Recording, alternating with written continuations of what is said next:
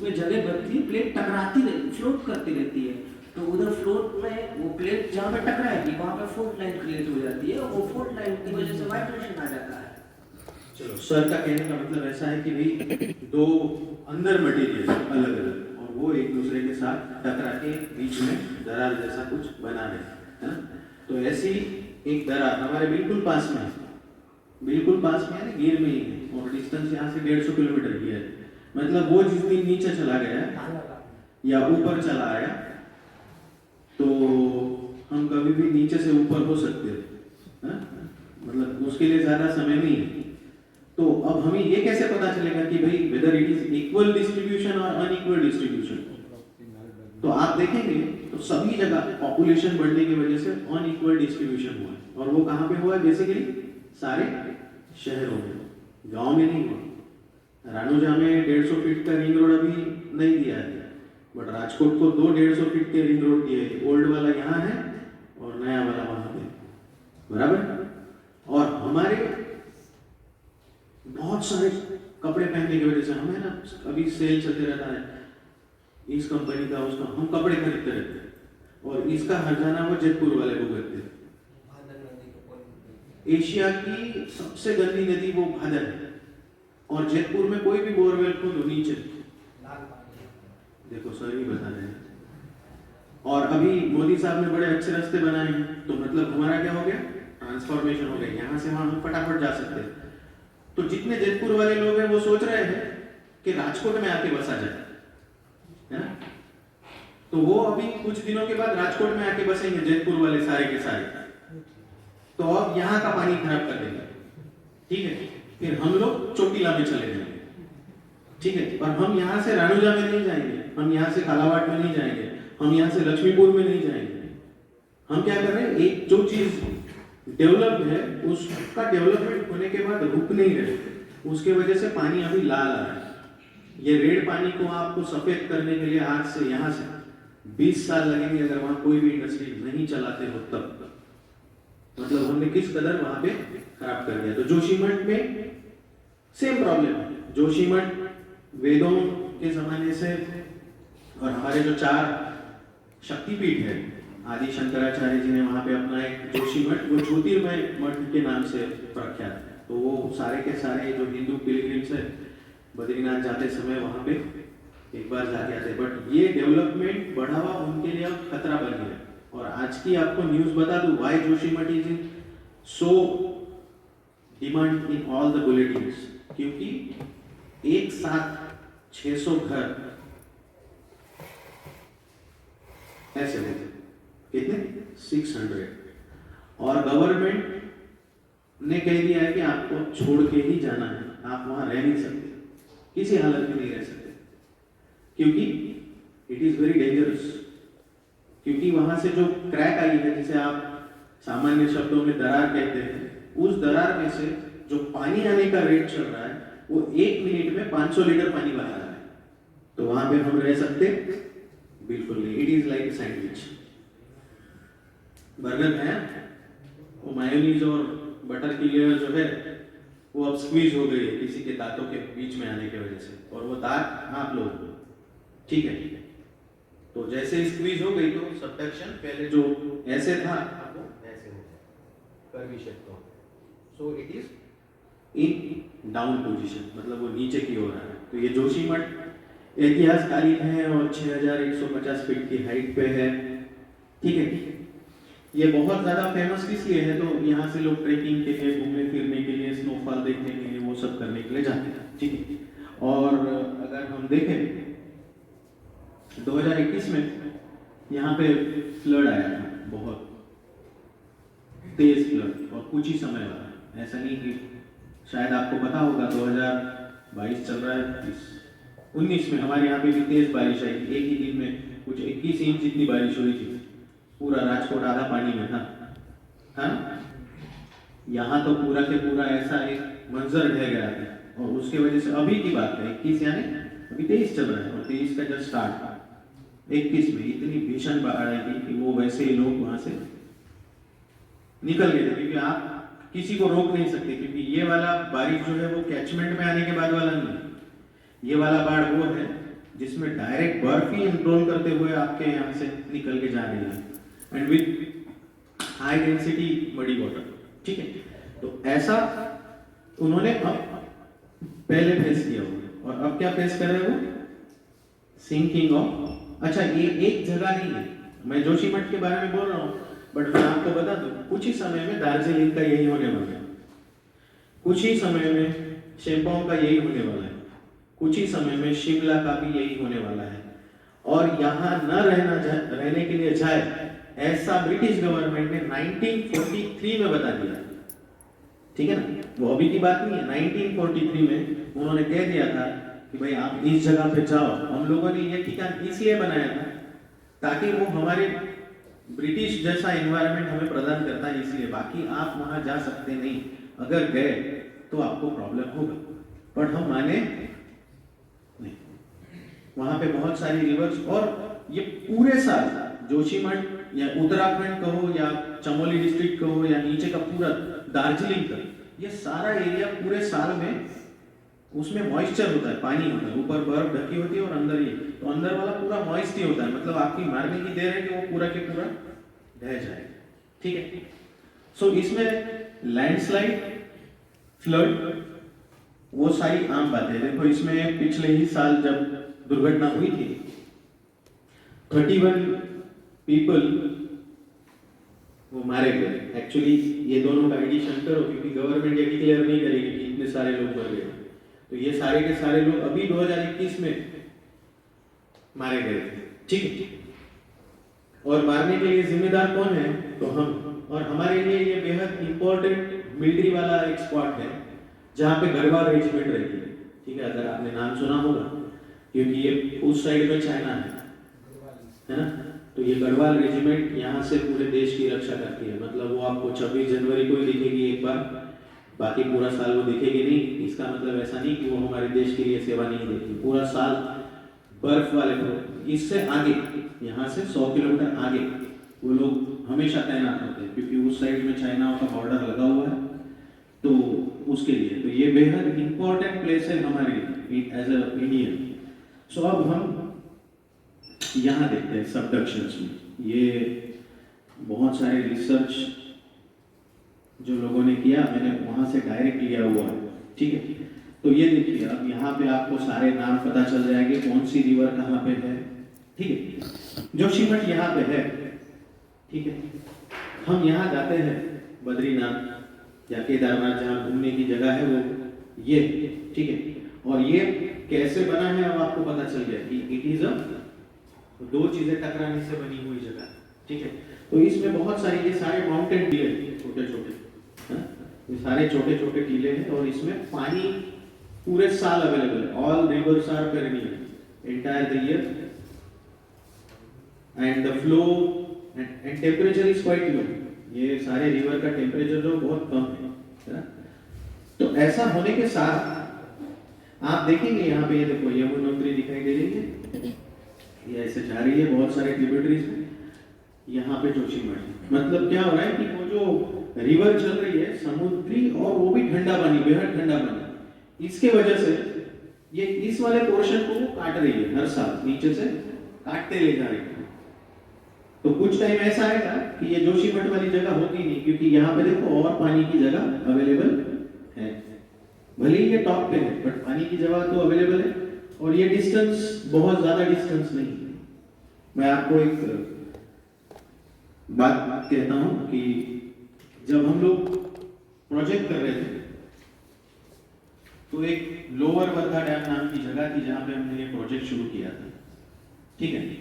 महाराष्ट्र की बाजू, नागपुर के बाजू में, जहां पे हार्ड सबडक्शन को हमारे जैसा है, राजकोट जैसा है। राजकोट की बेसिन काफी स्ट्रॉन्ग मजबूत बेसिन है। तो उस जगह पे जब हम लोग ये प्रोजेक्ट कर रहे थे तो शायद आप ऐसा कंसीडर करो कि ये डैम की वो जगह है जहां से पानी आता है, सारे दरवाजे लगे हुए हैं जहां आप सेल्फी लेते हो वो वाले, ठीक है, यहाँ से पानी आता है। तो पानी की जब सबसे पहली बूंद यहाँ जमीन पे जब फ्लोर पे टच करेगी, उसे हम लोग कहते हैं एप्रॉन, और that is called equipped with energy dissipators, और यहीं पे ग्रिलेज फाउंडेशन लगाते हैं, बराबर। ये जमीन एकाएक 20 मीटर नीचे चली गई due two of only load of grillage foundation. सबको पता है ना यहाँ ग्रिलेज फाउंडेशन किसे कहते हैं? Grillage foundation is the heaviest foundation, ये सबसे हेवी फाउंडेशन जो स्टील से निर्मित होता है, ठीक है। तो वो सीधा की सीधा नीचे चला गया। अब नीचे जाने से ऐसा क्यों? Why? So same problem occur भी नर्मदा एंड भेड़ाघाट प्रोजेक्ट। अगर आप बांधवगढ़ साइड में जाओगे तो नर्मदा और भेड़ाघाट के, ठीक है, यहाँ पे सेम प्रॉब्लम हुआ है। तो उन्होंने जो जियोटेक्निकल इन्वेस्टिगेशन की थी, जियोटेक्निकल इन्वेस्टिगेशन में पाया गया कि बोरिंग करते हैं, एक बोरिंग यहाँ किया तो दूसरा boring 20 metre 25 metre and this particular thing absolutely depends on the experience of executives. IAS code में कहीं पे नहीं लिखा है कि आपको 5-5 मीटर के बाद करना है, तो वो उन्होंने की। तो उन्होंने वो 0 और 50 मीटर पे लिया, तो 0 यहाँ था, 50 मीटर वहां था, और इसके बीच में से ऊपर हार्ड रॉक थे और नीचे से एक और रिवर बह रही थी। जैसे ही आपने उसके ऊपर लोड पुट कर दिया, वो सारा के सारा नीचे सेटल हो गया, ठीक है। अब ये तो ऐसी जगह है कॉम्प्लिकेटेड जहां पे पूरे साल पानी ही पानी, पूरे साल वेदर की कोई गारंटी नहीं। अभी वहां पे स्नोफॉल चल रही है, कल परसों बारिश हुई थी, मतलब वहां पे क्लाइमेटिक इतने तेजी से चेंज होता है, ठीक है। ऐसी वाली जगह पे मतलब ये सारा के सारा जो सबडक्शन है, ये पूरा ये बेहद खतरे की घड़ी। और यहाँ एक खतरा नहीं है कि ये केवल बर्फ से या जमीन नीचे चले जाने से जाएंगे, यहाँ पे एवलांच भी हो सकता है, ठीक है। दूसरा, यहाँ पे बादल फट सकते हैं। तीसरा, यहाँ पे रोज अर्थक्वेक आता है और वो ऑलमोस्ट 3.5 to 5.5 इतना रिश्टर स्केल पे है, ठीक। मतलब ये सबसे ज्यादा सेंसिटिव जगह, ठीक है। ये आपको समझ में आया पूरा फिर जोशीमठ कौन सी जगह पे है, वो किस प्रकार का उसका वेदर कंडीशन है ना। तो अब हम आगे देखेंगे कि इसके पास और बेहद खतरे वाली क्या क्या चीजें हैं। ये पूरा चमोली डिस्ट्रिक्ट में बसा हुआ है और आप यहाँ देखेंगे तो ये जो लाइंस आपको दिखाई दे रही है, यहाँ पे ये 2 लाइंस दिखाई दे रही है, those all lines are called as fault line. और फॉल्ट देखो कितने नजदीक में है, ये फॉल्ट कितने नजदीक में। फॉल्ट यानी क्या? तो ये जमीन है, यहाँ सबसे पहले आपकी ब्लैक बॉटम सॉइल है, उसके बाद हार्ड है, फिर थोड़ी देर हार्ड चलने के बाद वापस नीचे सैंड है। और फॉल्ट लाइन जहाँ सेपरेट हो रही है, इस साइड में हार्ड रॉक पहले है, उसके बाद सैंड है, मतलब 2 लाइंस का सेपरेशन अलग अलग। अगर ऐसी लाइन आपको देखनी तो कभी पचमढ़ी नाम की जगह जाओ, तो वहाँ जटाशंकर नाम की जगह है, तो जटाशंकर जाते समय आप उन दोनों टीलों को देखना जो बेहद बड़े ऊंचे हैं, उस पे आपको सेपरेशन ऑफ ईच लेयर आपको पता चल जाएगा कि यहाँ पे किस प्रकार की लेयर है। सबसे पहले पेबल्स की लेयर है, उसके बाद हार्ड रॉक है, फिर मुरुम है, फिर सॉइल है, फिर हार्ड रॉक है। मतलब these all by separate by layer each particular thing. और ये यहाँ पर भी ऐसा है, बट प्रॉब्लम कहाँ है? These all are the fault line. अब मान लो जोशीमठ यहाँ पे है, यहाँ पे बहुत सारे लोग रह रहे हैं यहाँ पे, ठीक है। तो ये लोड की वजह से क्या हो जाएगा? ये नीचे आ जाएगा। अच्छा, ये नीचे आ गए तो प्रॉब्लम यही खत्म हो जाएगा? ऐसा नहीं, ये नीचे आ जाएंगे। जैसे ही ये नीचे आ जाएंगे, ये दोनों के दोनों पोर्शन भी नीचे आ जाएंगे। तो मतलब ये क्या करेगा? अब तक तो क्या था, वो केवल एक natural settlement, but heavy crowding होने के वजह से वहां पे सर्टेनली लोड बढ़ गया। अब तुरंत अर्थक्वेक आएगा और वो अर्थक्वेक होगा almost 8 and above Richter scale, क्योंकि ये एरिया इतना नहीं है, ये आपको डिस्टेंस में दिखाई दे रहा है सर। ये 2 फॉल्ट लाइन के बीच का डिस्टेंस ऑलमोस्ट 100 किलोमीटर, ठीक है। तो ये 100 किलोमीटर का एरिया, उसका भी कुछ वेट होगा और वो एक साथ नीचे आ जाएगा। ये नीचे आ जाएगा, बाद में ये बद्रीनाथ ऊंचाई वाली जगह नहीं रहेगी, वो नीचे वाली जगह हो जाएगी, ठीक है। मतलब समय के साथ सारा कुछ बदल जाएगा और वो केवल और केवल हमारी एक्टिविटी से। अभी वो बनने की स्थिति में है, पूरा उत्तराखंड हिमाचल अभी वो बनने की स्थिति में, उसको और लाख साल लगेंगे तब हमारे जैसा सबडक्शन और चोटीला जैसा वो जो दिखता है आपको वैसा बनेगा, पर लाख साल के बाद। अभी तो वो केवल भूरभूरी मिट्टी है, आप ऐसे जोर से भी मार दोगे ना तो भी वो सब नीचे आ जाएगा, इतनी डेंजरस पोजीशन।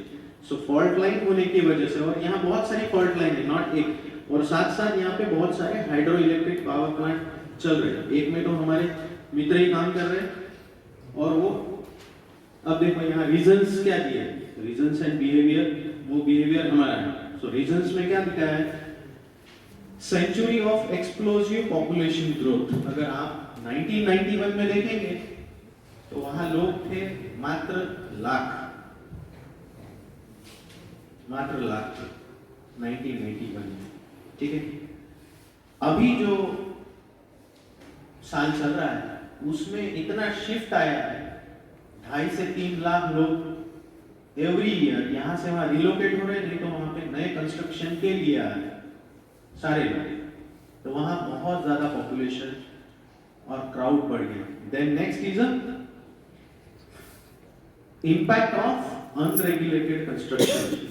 जैसे हमारे यहाँ पे गिर नाम का जंगल है आजू बाजू में, आपको शायद पता हो, तो पता है गिर किसके रहने की जगह है, किसके रहने की जगह है, एनिमल्स की। तो हम लोगों ने जानबूझ के उसके अंदर बहुत सारे होटल्स बना रखे। आप एक बार गिर तालाला बाईपास से आ जाओ तो आपको पता चल जाए कि हमने कितने सारे होटल बेइंतजा बनाए हैं, ठीक है। उसमें कुछ वेज वाले हैं, कुछ नॉन वेज वाले हैं, तो वो सारे के सारे इन पालतू जानवरों को अट्रैक्ट करते हैं अपनी ओर।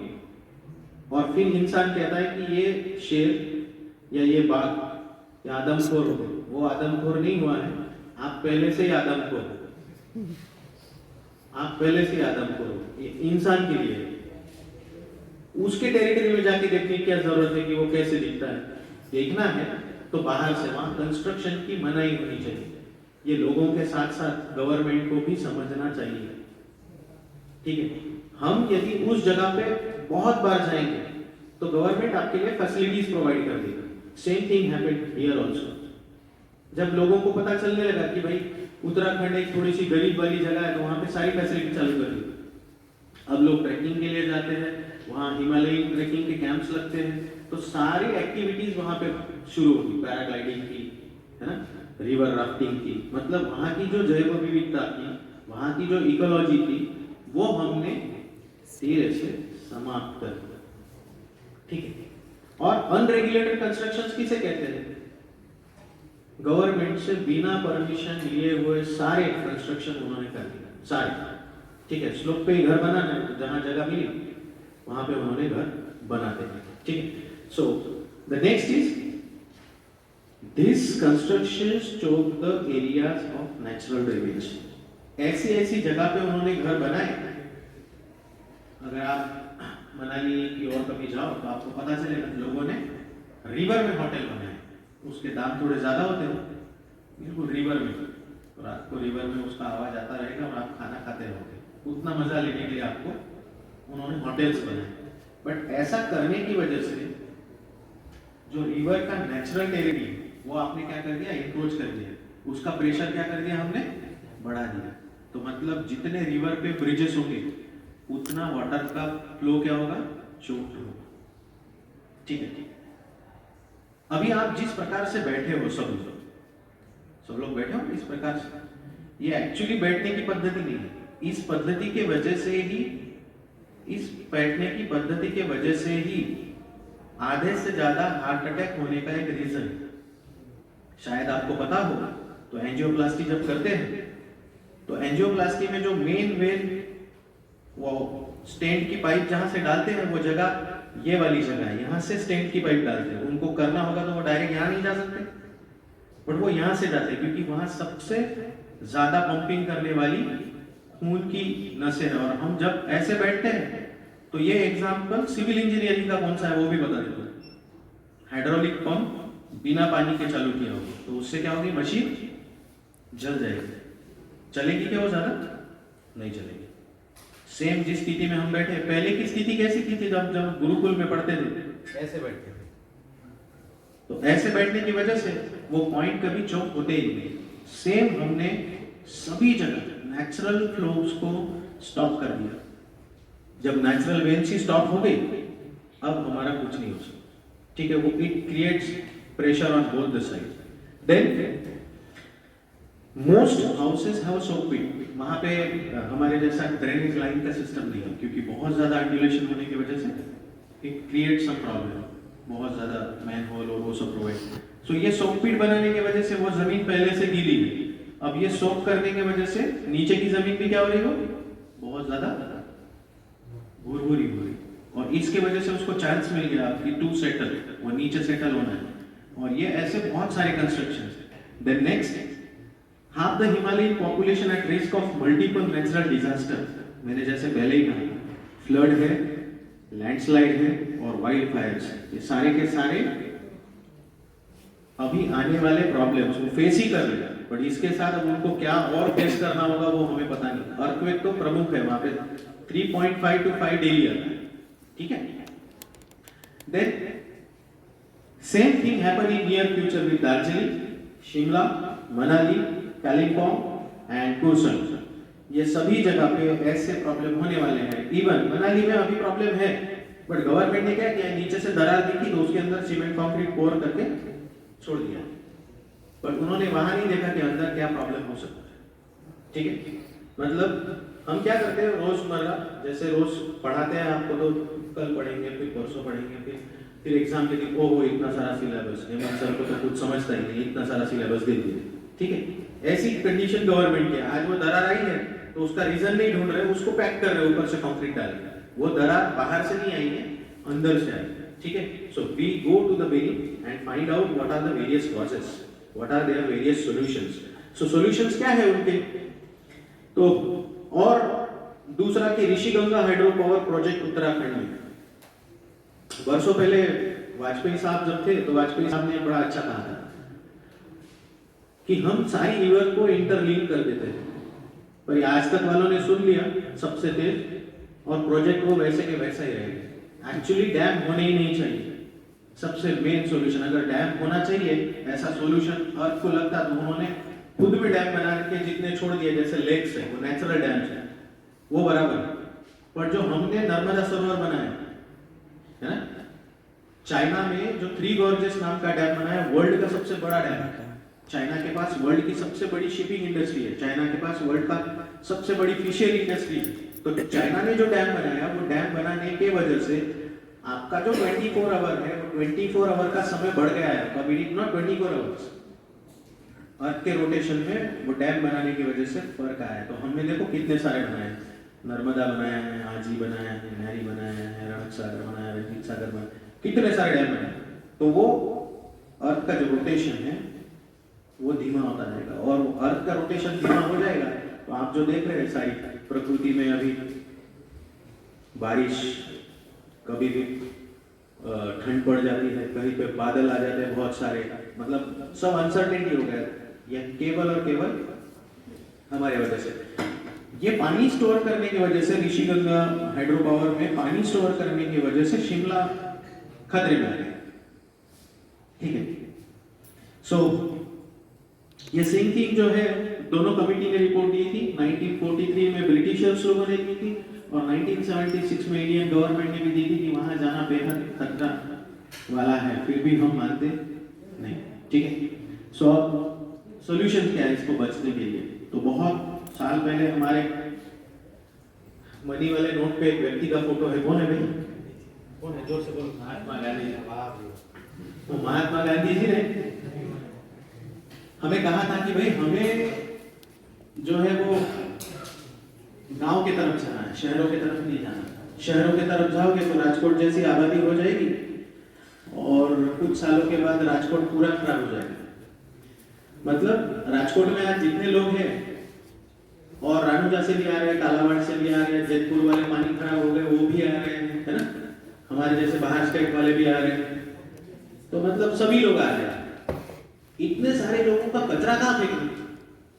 अच्छा, ये वाला प्रॉब्लम हमने डिस्कस किया हुआ है आपके मेयर साहब के साथ, जो अभी प्रदीप जी डव है उनके साथ। तो उन्होंने बोला कि 10 साल के बाद तो क्या होगा मुझे नहीं पता, how we are going to handle the situation, ठीक है। मतलब वो असमर्थ है इस पर्टिकुलर सिचुएशन को हैंडल करने के लिए। पॉपुलेशन के वजह से कि इतना कचरे का क्या किया जाए। सो सबसे पहले तो हमें अपने गांव की तरफ जाना है, विलेजेस की तरफ। हमें विलेजेस को बढ़िया बनाना है। अगर विलेजेस बढ़िया हो जाएंगे तो राजकोट में आने की जरूरत नहीं, क्योंकि राजकोट में लोग आते ही इसलिए क्योंकि यहाँ प्रद्युमन पार्क है ना, यहाँ पे क्रिस्टल मॉल है, यहाँ पे रेस कोर्स है, तो और 2-4 चीजें और होगी अच्छी वाली, वो चीजें हमारे गांव में बनानी, ठीक है। और हमारा गांव राजसमड़िया में जैसे बनाना। अगर आप कहीं गए नहीं होंगे तो एक बार जाके आना, वहाँ के सरपंच जी हरदेव सिंह जी जाडेजा हैं, उनको मिल के आना, तो आपको पता चल जाएगा कि how he develop his entire village. बहुत बढ़िया। तो आप अपना गांव इस प्रकार डेवलप करें, और राजकोट में कभी 15 दिन 20 दिन के बाद इच्छा हो एक आध बार आके देख लेना चाहिए कि यहाँ का बस स्टैंड कैसा है और वो सब, है। पर यहाँ आके रोकना वो ठीक बात नहीं। तो जोशीमठ से आज भी जितनी पॉपुलेशन है वो सारी की सारी अगर हम बाइफरकेट करके दूसरे जिलों में भेज देते तो ये प्रॉब्लम अभी सॉल्व हो जाएगा, अर्थक्वेक आने पे प्रतिबंध लग जाएगा। नए कोई भी डैम के निर्माण को परमिशन नहीं, रिवर लिंक की, और वो भी रिवर खुद में लिंक होती है तो नर्मदा के साथ, नर्मदा गंगा के साथ नहीं, बिकॉज दोनों की प्रॉपर्टीज वो अलग है, ठीक है। सो हमें एक ही जगह पे नहीं जाना है घूमने के लिए, सारे लोग शिमला नहीं, कुछ लोग राजस्थान जाओ, कुछ लोग केरला जाओ, है ना। मतलब हमारे पास स्पॉट्स है, सभी के सभी एक ही जगह जाएंगे तो आपको फैसिलिटीज मिलेंगी बिल्कुल नहीं। सो ओवरक्राउडिंग को सबसे पहले स्टॉप कर देना है। Then do not construct any big project in reach. Reach होती है, रीच समझते हो, एक हिल इस साइड में है और दूसरी हिल, दैट इज कॉल्ड, ठीक है। देन प्लांट द ट्रीज, जितने ट्रीज लगा सकते हो उतने लगाने हैं, और उसमें भी इंडियन ट्रीज को लगाने हैं, बावर को नहीं, ठीक है। इंडियन ट्रीज को लगाने हैं, बावर को नहीं, सारे। देन लास्ट इज, आपको बहुत ज्यादा सोचना नहीं कि आपका क्या होगा 15 साल के बाद, आप जी पाएंगे या नहीं, मर गए क्या होगा, है ना। आपको आज से अपना काम शुरू करना है, एक ट्री लगाना है, और सबसे बेस्ट ट्री अगर कोई है तो वो है रक्तचंदन का। अगर आप रक्तचंदन का ट्री लगाते हो तो सारी की जितनी भी प्रॉपर्टी है वो सारी ठीक हो जाएगी, सारी, क्योंकि नीम का एक ट्री पूर्ण रूप से बड़ा हो जाता है तो 10,000 फीट पानी उसको नीचे ले जाने के लिए 10 साल जितना समय लगता है, ठीक, 10 साल जितना समय लगता है। तो आप इस साल एक पेड़ लगा दोगे तो वो आने वाले समय के लिए सब बचा रहेगा। एक ही सॉल्यूशन है, you just plant the trees and don't overcrowd the things.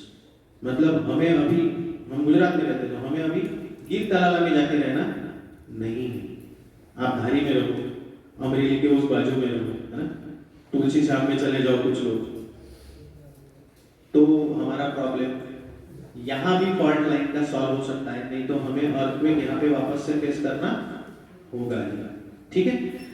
सो अगर किसी को कोई सवाल जवाब करना है तो अभी आप सवाल जवाब कर सकते हैं। मेरा लेक्चर यहीं पे मैं समाप्त करता हूँ। आप सभी का बहुत धन्यवाद।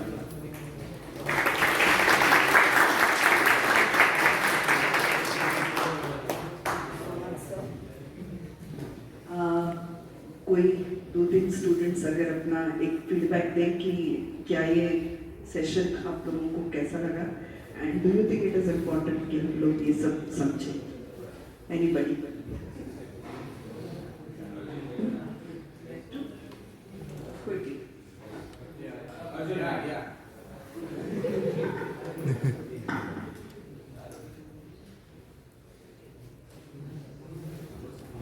ये सब हमारी अगली पीढ़ी के लिए करना चाहिए। अगर ये सब नहीं करेंगे कि ट्री नहीं उगाएंगे तो हमारी अगली पीढ़ी शिमला मनाली नहीं देख सकेगी।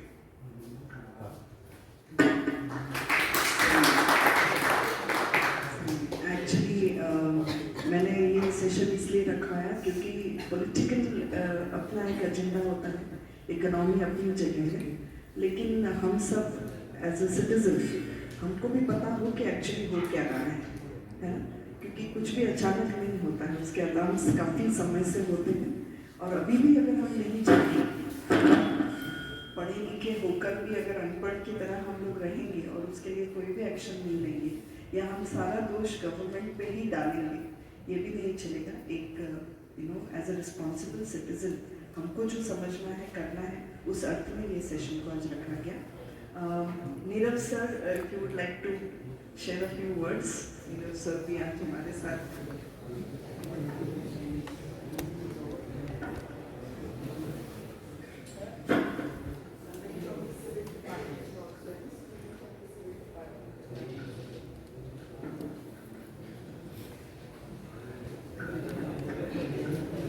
It was a nice session by the sir. Sometimes we know many things, but we realize when we attend such presentations.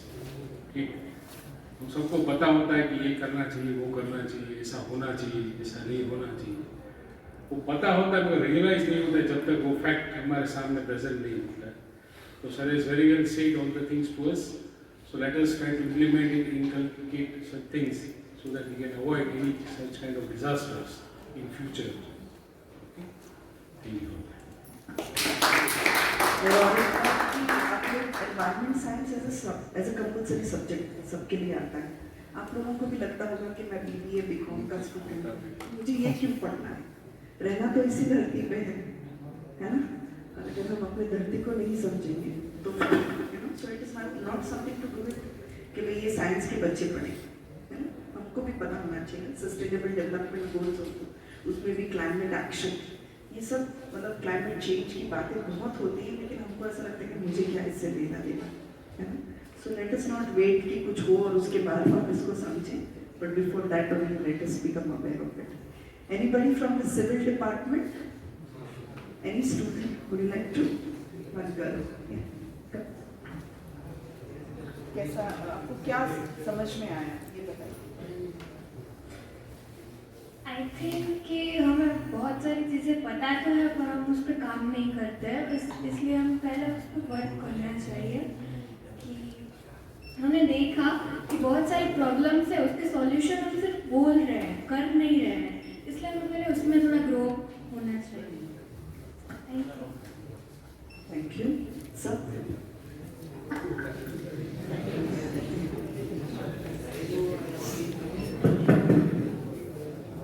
First of all, I congratulate the library department and our beloved experts or facilitators, Dr. Swan Kusre sir.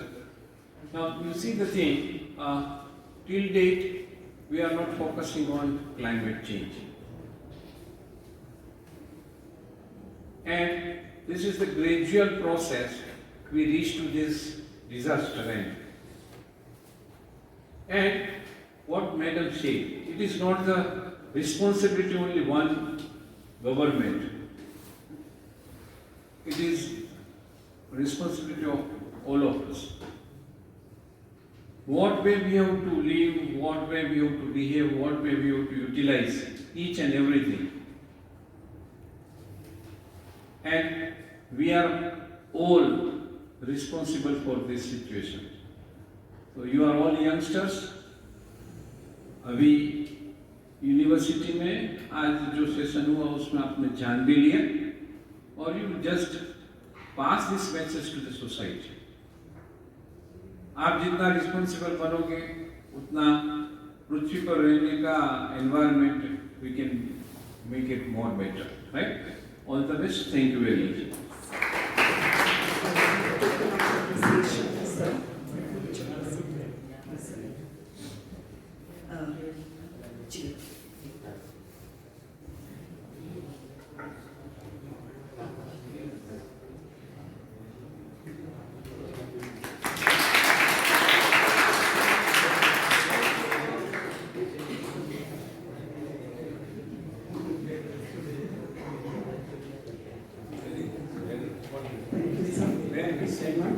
हर बार जब भी मैं भैया के साथ discuss तो काफी सारे इश्यूज के बारे में बात करते हैं। इनर कोर है, न्यूक्लियस जिसे कह रहे हैं, वो 5000 डिग्री सेंटीग्रेड जितना गर्म है। फिर उसके बाद तुम्हारा वो क्रूड ऑयल वाला श्रेणी आ जाता है, जहाँ से क्रूड ऑयल तुम बेइंतहा सा खींच रहे हो, कार चला रहे हो, बाइक चला रहे हो, ठीक है, वो वाला जोन। उसके बाद थोड़ा थोड़ा हार्ड जैसा, और फिर आप अपने को पृथ्वी है ऐसा महसूस करते हैं, वो वाला एरिया आ जाता है। मतलब हम ऑलरेडी किस पे सेट है, हम ज्वालामुखी के ऊपर सेट, वो जो घूमते रहती है, उसके साथ ही ये सारी प्लेट्स जो आपको दिखाई दे रही है, यहाँ पहले नंबर पे अफ्रीकन प्लेट दी है, हाँ? फिर Antarctica, Eurasia, Indo Australian plate. तो हमारी जो प्लेट है वो आखिरी में देखो उस एनिमेशन में आपको दिखेगी कि इंडिया कैसे बना। तो वो घूमते घूमते आई और टकराई किसी प्लेट से, तो टकराई वो जगह पूरा समंदर था, ठीक है। तो समंदर से ऊपर क्या उठा, तो सारा के सारा सैंड, है ना, सारा सैंड जो है वो ऊपर उठ गया। अब वो कितना ऊपर उठा वो आपको पता है अच्छे से कि हिमालयन रेंजेस पूरी की पूरी 8000 वाली हाइट तक है ना। सो 8000 तक की हाइट वाली होने के साथ वो सारी सैंड ऊपर चली गई, और अब धीरे धीरे इतने सालों के इतिहास से वो धीरे धीरे पृथ्वी वहां पे बन रही है। It is not completely develop, वो भी बन रही है, ठीक है। तो हम लोग क्या कर रहे हैं, हर साल शिमला, मनाली, उत्तराखंड में नैनीताल और उन सब जगहों पे जाना शुरू कर दिया। और इन बीते दिनों में बहुत सारे रील्स के वजह से, पहले किसी का फोकस नहीं था कि शिमला मनाली जाना ही चाहिए, पर अब बहुत सारी रील्स, और बद्रीनाथ वाली वो हर हर शंभू वाला एक रील्स आती है, सब लोगों की इच्छा हो जाती है इस बार तो जाके आए ही। तो इस बार मैं खुद भी गया कि भाई देख के तो आए उधर किस प्रकार का आलम है। तो जब वहां गया तो जैसे ही शिमला नाम की सिटी में गया तो कुछ नहीं, पूरा हिल है और उसके ऊपर होटल्स ही होटल बने हुए, और 1.5-2 लाख हम लोग, 1.5-2 लाख हम लोग। वो जमीन कैसी है, सैंड से बनी। सैंड अभी बनने की प्रक्रिया में है कि वो उसका पहले सेडिमेंट्री रॉक हो जाए, फिर उसके ऊपर थोड़ा सा पेड़ पौधे बस जाए, और हम बसने के पहले ही लुटेरे वहां चले गए सारे के सारे।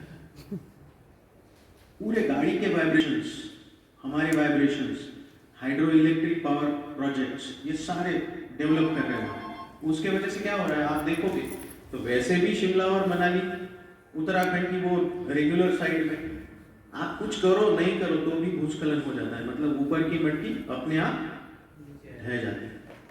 अब क्या हो रहा है, अगर आपने सब सिविल इंजीनियर्स होंगे तो सबको पता ही है कि भाई वो वॉइड रेशो वाला हम एक सैंड का प्रैक्टिकल करते हैं, जिसमें ये देखते हैं कि वॉइड्स कितने उसके अंदर है।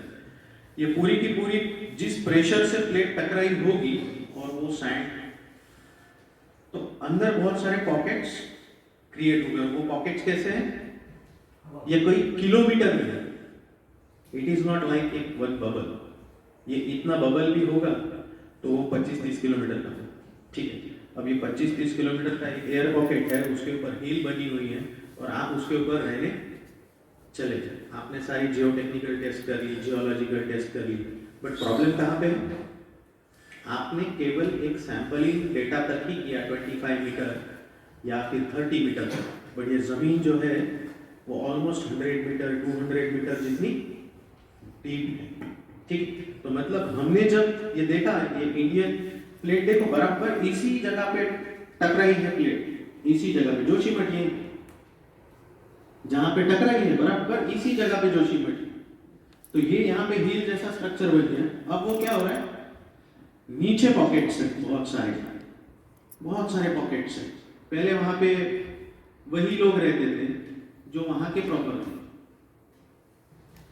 बट समय बीतता गया, टूरिज्म इंडस्ट्रीज बढ़ती गई और गांव वाले लोगों को पता नहीं कहां चले गए, बट बाकी बाहर के सारे आके वहां बस गए। अब इनके बसने की वजह से, कंटिन्यूअस ड्रिलिंग करने की वजह से जो सारा स्ट्रक्चर है वो क्या हो रहा है, ढह रहा है। सो ये अगर आप बाउंड्रीज देखें सारी बराबर, तो आपको पता चलेगा यही एक रेंज है, ये पूरी की पूरी रेंज। और पिछले 15 दिनों में अगर आप कोई भी अखबार उठा के देखो तो आपको पता चलेगा यहाँ पे अर्थक्वेक आया था, इस साइड में अर्थक्वेक आया था, नेपाल में अर्थक्वेक आया था, और इसका सभी का रेंज 5.5 जितना है, 5.5 3.5 रिक्टर स्केल पे वो सारा के सारा है। अच्छा, यही प्रॉब्लम है ऐसा नहीं है, हम यहाँ पे भी प्रॉब्लम है कि हमारे बिल्कुल पास में फॉल्ट लाइन है। किसी को फॉल्ट का मतलब पता है कि what you understand the term fault, कोई बताएगा फॉल्ट, जनरल लैंग्वेज में बताइए बस। I am from fourth sem, CA department. આપણે ટૂંકમાં ફ્યુચર માટે સારું લઈ આવ્યા છે મોદી સાહેબ કે ઇલેક્ટ્રિક બાઇક્સ ને કાર્સ ને એ ઇન્ટ્રોડ્યુસ કરી છે. તો આપણે બંને તો એ યુઝ થાય તો વધારે સારું કે એનું પોલ્યુશન 0.something થાય છે. તો ગ્લોબલ વોર્મિંગ કંટ્રોલમાં આવે તો લેન્ડસ્લાઇડ ને એ પણ કંટ્રોલમાં થઈ જાય. તો વધુમાં વધુ યુઝ એનો થવો જોઈએ કે આપણે સીએનજી છે, ઇલેક્ટ્રિક છે, એ પેટ્રોલ ડીઝલનો યુઝ કરશે તો હાઇડ્રોજન વ્હીકલ એટલે પેટ્રોલ ડીઝલનો યુઝ કરશે તો આપોઆપ નેચરલી જે કેલામિટીઝ થાય છે કે જે આપણે કેદારનાથ છે કે જે અત્યારે મોદી સાહેબ આપણે ઘણું ત્યાં ડેવલપ કરે છે કેદારનાથમાં જે અંડર ટનલ ને બનાવે છે તો આપણે પણ થોડોક સપોર્ટ કરવો જોઈએ કે આપણે યુઝ કરી ઇલેક્ટ્રિક વસ્તુઓને જેટલું બને એટલું પોલ્યુશન ઓછું થાય તો આપણે આપણા આટલું જ સારું છે કે આપણી ફ્યુચર જનરેશનને સારું બધું જોવા મળે એ આપણે અત્યારે જોયું છે કે મોદી સાહેબ એકલા આટલું કરી શકતા હોય તો આપણે તો થોડુંક 1% તો એને હેલ્પ કરવી જોઈએ. Thank you. सर ने बोला कि कोई भी चीज़ डेवलपमेंट के नाम पे इकोनॉमिक डेवलपमेंट हो गया या फिजिकल डेवलपमेंट हो गया तो एक सवाल जरूर से करिए कि सही में डेवलपमेंट है. So that is also very very important. तो कोई भी चीज़ को just because some bunch of people are coming with that solution ऐसे मान नहीं लेना है. थोड़ा हमारी ओर से भी हम लोग भी थोड़ा शोध करें, देखिए कि सही अर्थ में ये डेवलपमेंट है या कभी कभार काफ़ी विरोध होता है जो मीडिया में नहीं दिखाया जाता है ना.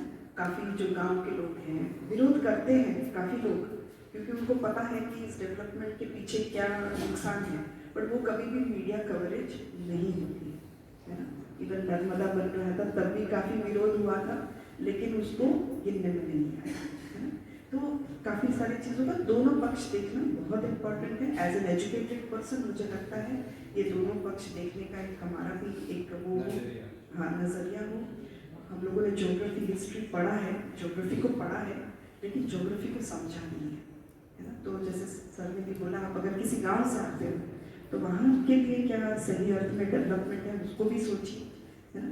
कुछ सोल्यूशंस उसके लिए भी देखिए. अगर आप कंट्रीब्यूट कर पाए यूनिवर्सिटी को भी अगर आप जैसे ह्यूमन सर हैं सिविल डिपार्टमेंट है उन तक भी बात पहुँच पाए तो गाँव में भी अगर कुछ करना है तो I think they could also take it as a project and work on that. क्योंकि ये यूनिवर्सिटी का रोल है कि हम लोग साइंटिफिकली वहाँ पर जो ज़रूरी है रिसर्च वो हम कर पाए है ना. फिर बाद में जो भी डेवलपमेंट हो वो सही अर्थ में हो उसकी यही आज. और क्यों लाइब्रेरी इन्वॉल्व है क्योंकि रिसर्च की बात आती है तो लाइब्रेरी में आना ही पड़ेगा. ओके इसलिए मैंने भी इस मुद्दे को बहुत सीरियसली लिया एंड वी जस्ट थॉट कि एक छोटा सा समझ आए लोगों को कि क्या हो रहा है. So thank you so much once again for joining us. Thank you, Vimal sir. Thank you, Nirav sir. Thank you all the faculties, Tushar sir, everyone, for please bringing the students. Thank you so much.